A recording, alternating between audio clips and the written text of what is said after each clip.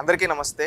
రేవంత్ రెడ్డి గారు జూబ్లీహిల్స్ ఎన్నికల ప్రచారంలో మాట్లాడుతూ మైత్రివనం చౌరస్తాలో ఎన్టీ రామారావు గారి విగ్రహం పెట్టిస్తామని చెప్పి నిన్న చెప్పడం జరిగింది. దాన్ని ప్రతి ఒక్క ఎన్టీఆర్ అభిమాని తెలుగు వాళ్ళు స్వాగతిస్తూ ఉన్నారు. అదేవిధంగా రేవంత్ రెడ్డి గారిని ఒకటి తెలియజేసుకున్నాం. ఈ విగ్రహం పెట్టాలనే మీ నిర్ణయం అనేది చాలా గొప్ప నిర్ణయం అండి రేవంత్ రెడ్డి గారు. అలాగే ఎన్టీ రామారావు గారి గొప్పతనాన్ని ఈ సమాజానికి, ఈ తెలంగాణ సమాజానికి, ఇప్పుడు మాతరం యువతకి తెలియజేయాల్సిన బాధ్యత కూడా ప్రభుత్వం పైన ఉంది. ఎందుకంటే ఈ తెలంగాణకి నిజమైన స్వేచ్ఛని, స్వాతంత్రాన్ని ఇచ్చిన వ్యక్తి ఎన్టీ రామారావు గారు.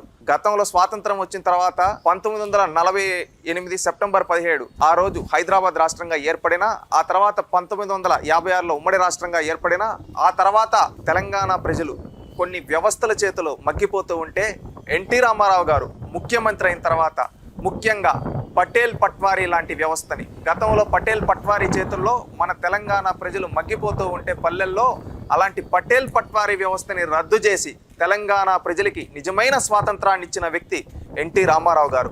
ఈ తెలంగాణ సమాజంలో గడీల రాజకీయాన్ని గరీబోడి ఇంటి ముందుకు తీసుకొని వచ్చిన వ్యక్తి ఎన్టీ రామారావు గారు.